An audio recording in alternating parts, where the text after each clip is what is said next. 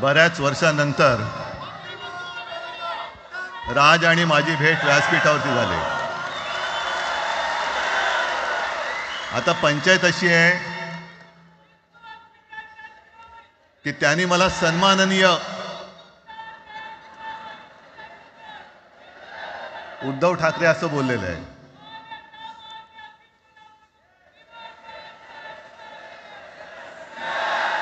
ठीक आहे. आणि साहजिकच आहे की त्याचंही कर्तृत्व आपण सर्वांनी पाहिलेलं आहे.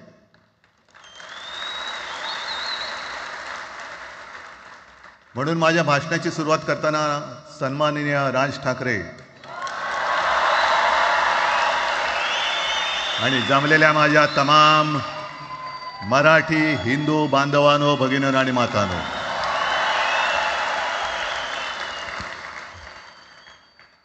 अप्रतिम मांडणी राजनी केलेली आहे. माझ्या भाषणाची काय आवश्यकता आहे असं मला वाटत नाही, कारण आजच्या कार्यक्रमाची घोषणा झाल्यानंतर साहजिकच आहे सगळ्यांचं लक्ष हे आज भाषणाकडे आहे. पण वैयक्तिक मला असं वाटतं की आज आमच्या भाषणांपेक्षा आमचं एकत्र दिसणं हे महत्त्वाचं आहे.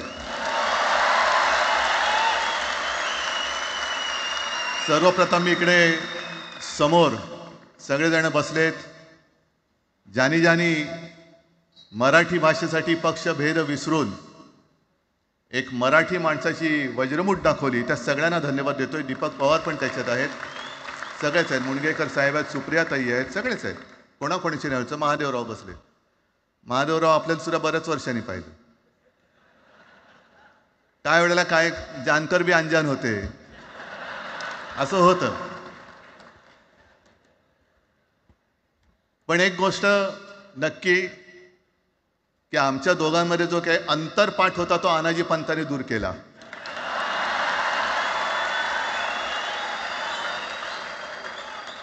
आता अक्षता टाकण्याची काय तुमच्याकडनं अपेक्षा नाहीये. एकत्र आलोय एकत्र राहण्यासाठी.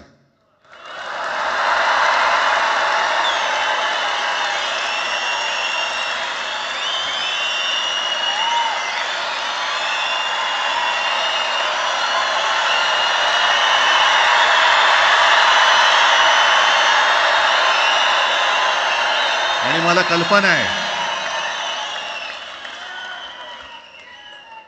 आज मला कल्पना आहे की अनेक बुवा महाराज हे बिझी आहेत. कोण लिंब कापतंय, कोण टाचण्या मारतंय, कोण गावी जाऊन अंगारे दुपारे करत असेल, रेडे कापत असतील. त्या सगळ्यांना सांगतो, या सगळ्या भोंदूपणाविरुद्ध माझ्या आजोबांनी लढा दिला होता आणि त्यांचे आम्ही वारसदार म्हणून तुमच्यासमोर उभे ठाकलेलो आहोत.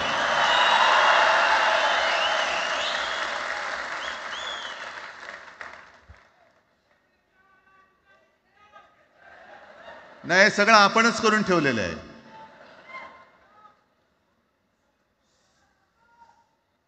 भाषेवरनं जेव्हा एखादा विषय निघतो तेव्हा तो केवळ वरवरचा धरून चालणार नाही. मधल्या काळामध्ये अगदी दोघांनी, म्हणजे मी काय राजने काय, आपण सगळ्यांनी या नतद्रष्टांचा अनुभव घेतलेला आहे.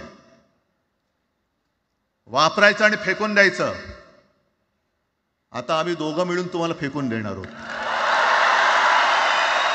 आजपर्यंत वापर करून घेतलात. अरे डोक्यावरती जर का शिवसेना प्रमुख नसते तर तुम्हाला ओळखत कोण होतं या महाराष्ट्रामध्ये? कोणत्या भाषेत बोलत होतात? अगदी राज, तू सगळ्यांची शाळा काढली, मला एका प्रश्नाचं उत्तर पाहिजे. मोदींची शाळा कोणती? सगळ्यात उच्च शिक्षित आहेत.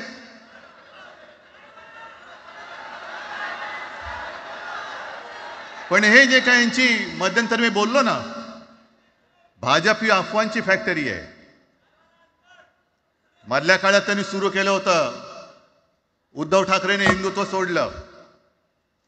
हिंदुत्व ही कोणत्याही भाषेची मक्तेदारी नाही. आम्ही अस्सल मराठी बोलणारे तुमच्याही पेक्षा जास्त कडवट कट्टर देशाभिमानी हिंदू आहोत. तुम्ही काय आम्हाला हिंदुत्व शिकवताय? अरे 92-93 साली जेव्हा जे काय घडलं, देशद्रोही मातले होते, तेव्हा मुंबईतल्या अमराठी लोकांना सुद्धा हिंदू म्हणून माझ्या शिवसैनिकांनी, शिवसेना प्रमुखांच्या शिवसैनिकांनी व मराठी माणसांनी वाचवलेलं आहे. आणि देवेंद्र फडणवीस आज जे बोललेत, बातमी आले सगळीकडे, मी इकडे बातम्या आणल्यात. भाषेच्या नावाखाली गुंडगिरी सहन केली जाणार नाही. जर महाराष्ट्रामध्ये मराठी माणूस न्याय मागण्यासाठी आंदोलन करत असेल आणि त्याला जर का तुम्ही गुंड म्हणत असाल, तर आम्ही गुंड आहोत. आम्ही गुंड. न्याय मागणं म्हणजे गुंडगिरी नाहीये. आणि जर का गुंडगिरी केल्याशिवाय तुमच्या दरबारी न्याय मिळत नसेल, तर आम्ही गुंडगिरी करूच.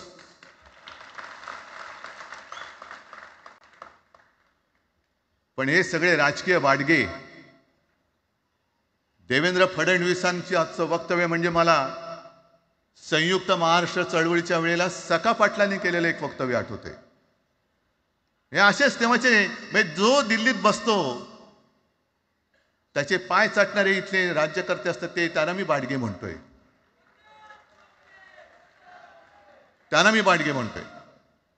कारण संयुक्त महाराष्ट्र चळवळीमध्ये मुंबई आपण मिळवली. आपण म्हणजे आपण मराठी माणसांनी. तेव्हाही तत्कालीन जे सत्ताधारी होते, हो अगदी काँग्रेस होतीच ना तेव्हा सत्तेवर, मुंबई मराठी माणसाला द्यायला तयार नव्हती. आणि तेव्हा सुद्धा एक मराठी माणूस, म्हणजे आज जे बोलतात ना आम्ही मराठी नाहीत का, अरे तुम्ही नुसतं नावाने मराठी आहात, तुमच्या अंगात मराठी रक्त आहे की नाही आता तपासावं लागेल. आणि सखा पाटील बोलले होते, यावश चंद्र दिवा करो, मुंबई महाराष्ट्राला मिळणार नाही. कशी नाही मिळत, झुकवलं, वाकवलं, गुडघ्यावरती आणलं मराठी माणसांनी. आणि मुंबई आपल्या हक्काची, तुम्ही आता जी घोषणा दिली ना, ती मुंबई आपल्या हक्काची आपण लढून आपण मिळून घेतली.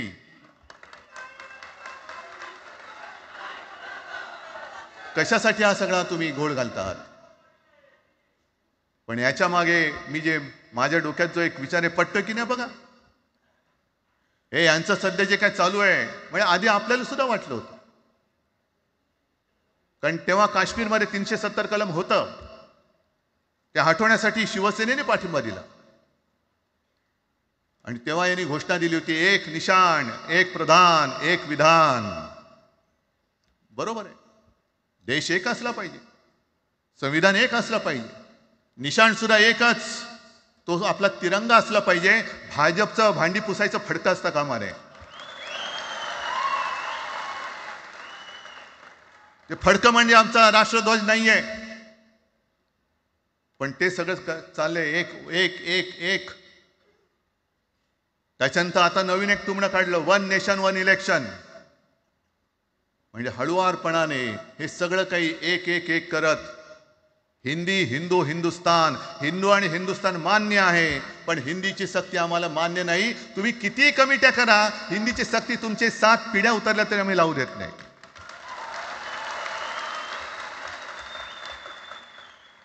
मग एक फेक नरेटिव्ह पसरवायचं. हे उद्धव ठाकरेच्याच काळातलं. अरे उद्धव ठाकरे एवढं काम करत होता, मग पाडलात कशाला गद्दारी करून? का नाही बोंबललात तेव्हा? पण मी अभिमानाने सांगेन, माझ्या मंत्रिमंडळातले सहकारी इकडे बसले, जितेंद्र आव्हाड आहेत, आणखीन कोणी असतील, मी मुख्यमंत्री असताना महाराष्ट्रामध्ये मी मराठीची सक्ती केली होती आणि केलीच, याचा मला अभिमान आहे. काय केलं त्याचं तुम्ही? मराठी भाषा महाराष्ट्रामध्ये सक्तीची करावी लागली. का करावी लागली? कोण आहेत आमच्या मराठीचे दुश्मन, कोण आहेत? पण महाराष्ट्रामध्ये मराठीची सक्ती केल्यानंतर सुद्धा काही लोक कोर्टामध्ये गेले. ती गुंडगिरी नाही होत. पण आता कोणतरी एक तो भेडिया असं ना त्याचं नाव,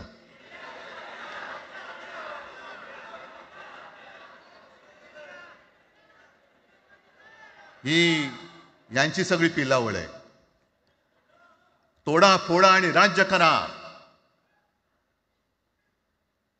आपण ज्या काही गोष्टी केल्या होत्या, हे म्हणतात म्हणे शिवसेनेने आजपर्यंत काय केलं. शिवसेना म्हणजे आता राज मी तुला माझ्या सोबतच घेतो, कारण आपण तेव्हा एकत्रच होतो, आता सुद्धा पुढे एकत्र चाललेलो आहोत. त्याच्यामुळे आपलं सगळं तेव्हाच म्हणतोय, आपला एवढ्या वर्षाचा कालखंड मराठी माणूस म्हणे मुंबई बाहेर नेला.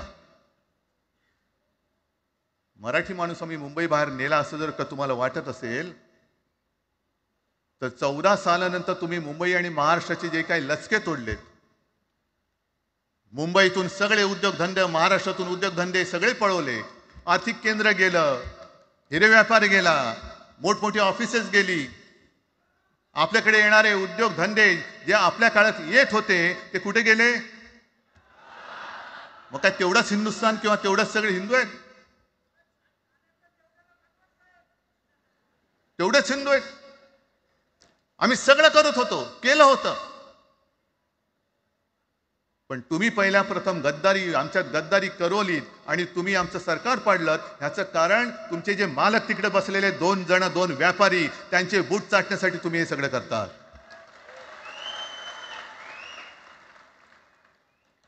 हे इतक्या वर्षाचं सगळं सहन करत करत करत आपण आलो. आपल्या डोळ्या देखत सगळे लचके तोडले जात आहेत. आपल्या दोघांनाही भांडवलं जात आहे आणि नतद्रष्ट आपल्या डोक्यावरती बसतायत. किती काळ सहन करायचंय? प्रत्येक वेळेला काही झालं की भांडाभांडी लावायची. आता सुद्धा तेच होणार. म्हणजे आम्ही एकत्र येणार, आल्यानंतर निवडणुकीपर्यंत एकत्र राहतील का?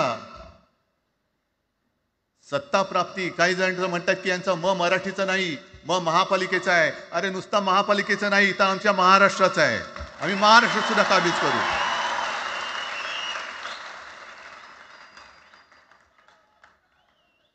आज तर निवडणुका नाहीयेत. आमची सत्ता, सत्तेवरती जे शिवसेना प्रमुखांनी सांगितलं, अरे सत्ता काय, सत्ता येते आणि सत्ता जाते. पण आपली ताकद ही आपल्या एकजुटीमध्ये असली पाहिजे. दर वेळेला संकट आलं की आपण सगळे मराठी एकवटतो आणि संकट गेलं की आपणच एकमेकांमध्ये भांडायला लागतो. आता नको, हा नतद्रष्टपणा आता करायचा नाहीये, अजिबात करायचं नाहीये.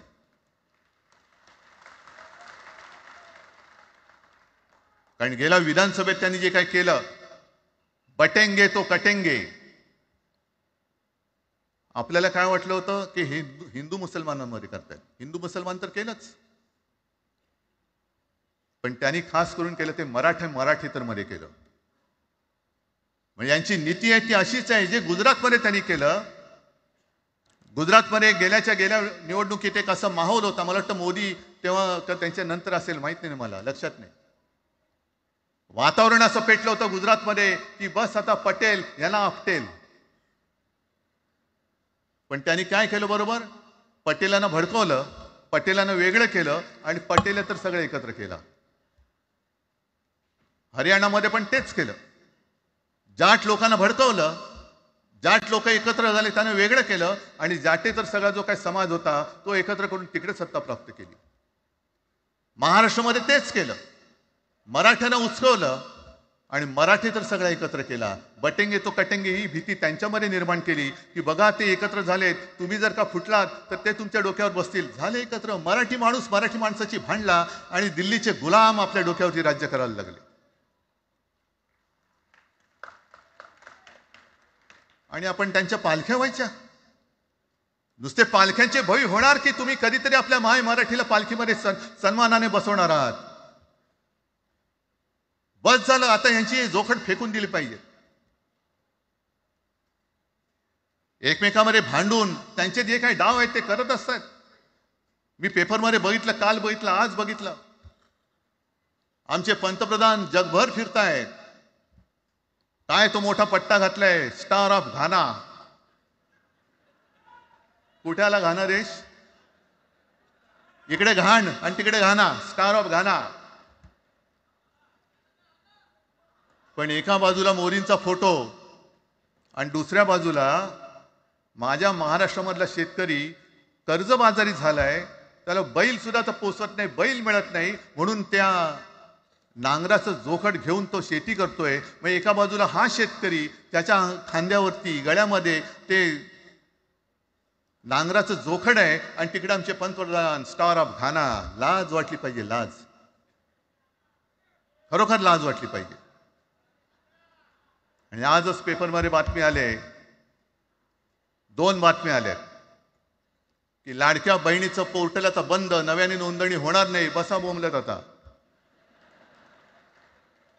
आणि त्याही पेक्षा सगळ्यात भयानक गोष्ट म्हणजे संपूर्ण देशामध्ये सगळ्यात जास्त कर्जबाजारी शेतकरी कुठे असतील तर ते आपल्या महाराष्ट्रामध्ये आहेत. महाराष्ट्र आता थांबणार नाही, कर्ज काढतच राहणार. आणि ही यांची जी काही खेळी आहे, आपापसात भांडवायचं. मी एक साधी गोष्ट केली होती. जितेंद्र, तुम्हाला माहिती असेल, आपण तिकडे चौपाटीला, जिकडे बिर्ला मातोश्री बिर्ला क्रीडा केंद्र काय आहे, मराठी रंगभूमीचं दालन, मराठी रंगभूमीचा इतिहास सांगणारं दालन, त्याची निर्मिती करण्याचे सगळे आदेश वगैरे राज्यात सगळं झालं. आराखडा मंजूर केला मी. आणि 2-3 महिन्यापूर्वी बातमी आली की तो आराखडा यांनी केराच्या टोपलीत टाकला, ती जागा यांच्या मालकाच्या मित्राच्या घशात टाकतात. हा मराठीचा तुमचा अभिमान? मराठी भाषा भवनाची त्याचं भूमिपूजन मी केलं होतं. माझ्या सोबत अजित पवार होते, उपमुख्यमंत्री. कुठे गेलं मराठी भाषा भवन? कुठे गेलं मराठी भूमीचं रंगभूमीचं दालन? का तुम्ही आमची मराठी मारतात? का तुम्ही आमच्यावरती सक्ती करता आहात? अनेकदा सांगितलं की आम्ही कोणत्याही भाषेच्या विरोधात नाही आहोत,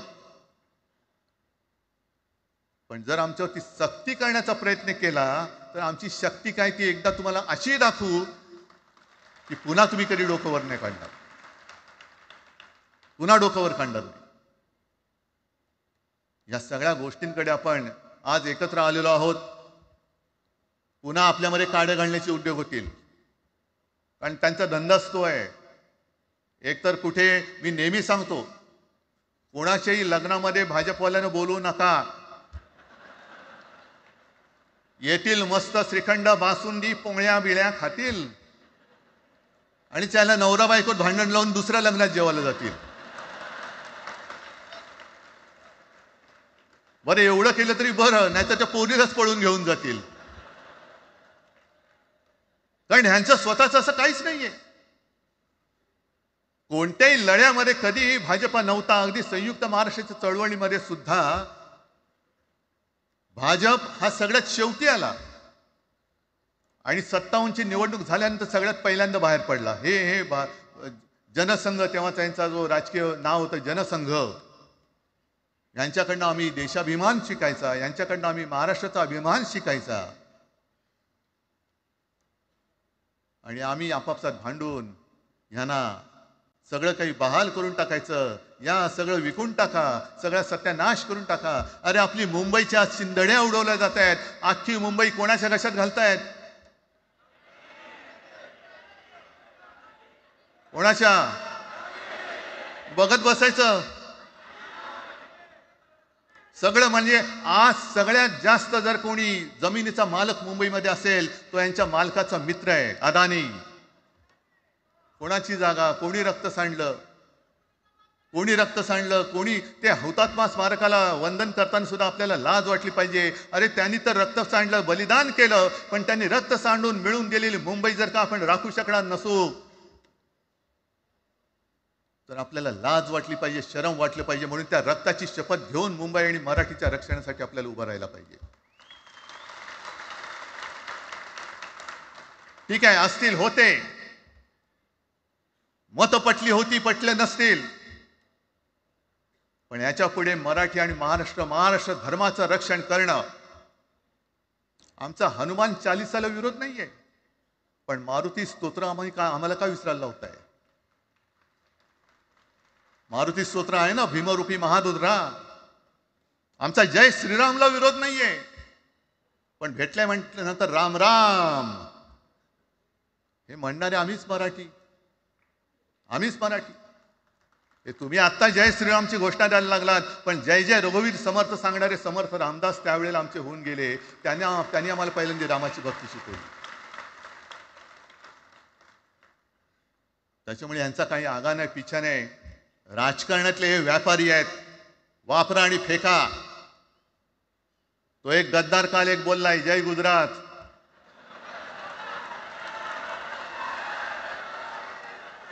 किती लाचारी करायची. तो पुष्पा पिक्चर पाहिल्यात तुम्ही सगळ्यांनी, दाढीवरनं हात फिरवून झुकेगा नाही साला. तसे हे गद्दार म्हणतात उठेगा नाही साला.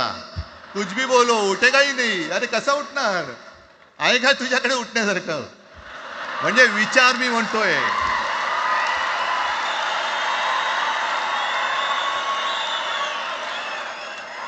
अरे विचार वगैरे मी म्हणतोय.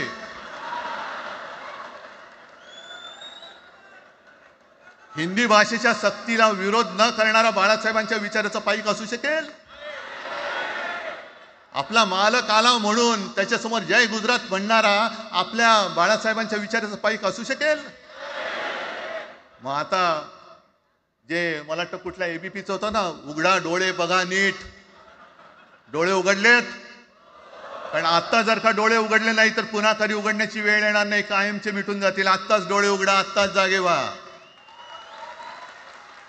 आणि आत्ता आलेली जाग जर का जाणार असेल तर मग मात्र स्वतःला मराठी आईची मुलं म्हणू नका, अजिबात म्हणू नका.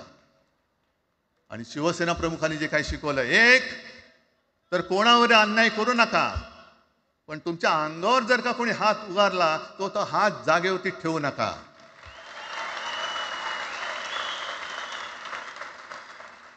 देवेंद्र फडणवीस भाषिक गुंडगिरी सहन करणार नाही तुम्ही म्हणता आहात. मला एक मराठी माणूस असा दाखवा की जो आपल्या देशात इतर राज्यामध्ये जाऊन गुंडगिरी करू शकतो. हिम्मत आहे त्याची? एक मराठी माणूस दाखवा. पण तुमचे सगळे चेले चपाटे उठतायत, कोणावरही आरोप करतायत, तमाशे करतायत.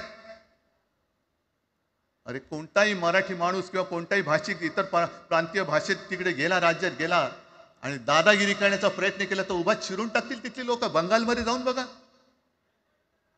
तमिळनाडूमध्ये जाऊन बघा. मग आम्ही आमच्या घरामध्ये आमच्या न्याय हक्काची गोष्ट केली, बरं कोणाशी भांडतो आम्ही? इथे सुद्धा काही अमराठी आले असतील, जसं राजने सांगितलं तसे आपले सगळ्यांचे अमराठी अनेक मित्र आहेत. पण त्यांच्यामध्ये आम्ही गुण्या गोविंदाने नांदतोय. मग हे गुण्या गोविंदाने नांदले, एकत्र राहिले तर आपली पोळी कशी भाजली जाईल? म्हणून तुम्ही आमच्या एकजुटीमध्ये विषाचा खडा टाकतात. हे सगळे तुमचे डाव आता उघड झालेले. तुम्ही वाटेल ते करा, पण मी आज महाराष्ट्राला आवाहन करतोय, म्हणजे विनंती करतोय की यापुढे कोणत्याही पक्षाचे आपण असू, जसं संयुक्त महाराष्ट्र समितीच्या वेळेला मराठी माणसाची एकजूट झाली होती, तशी एकजूट जर का आपण सगळ्या पक्षांनी मिळून, अगदी भाजपमधल्या मराठी माणसांनी सुद्धा त्याच्यामध्ये आलं पाहिजे.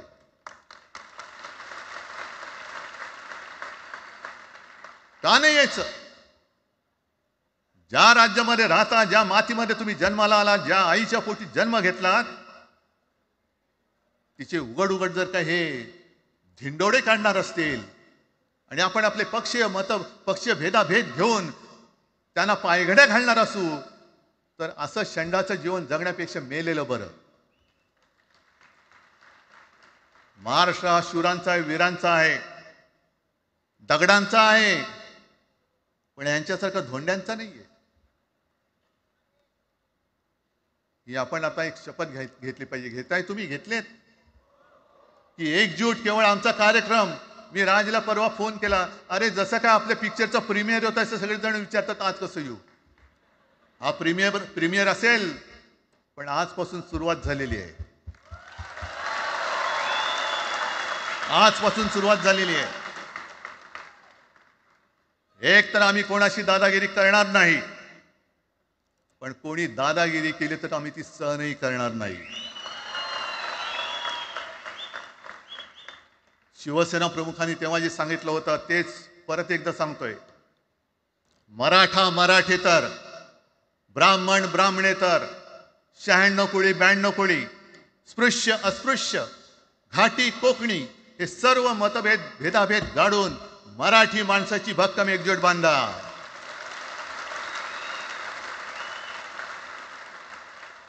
आणि शेवटी एक आवाहन करतो, हे सगळ्या मराठी माणसांना आणि मराठी प्रेमींना आहे. तुटू नका, फुटू नका आणि मराठी ठसा पुसू नका.